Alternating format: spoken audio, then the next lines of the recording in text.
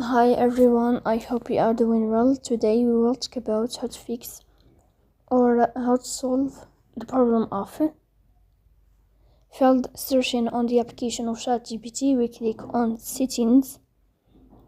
Here we click on apps, default apps, app settings. Here you will search about ChatGPT and we click. Then in this page of app info we click on first stop and we click OK. Here you will enter to the window of storage.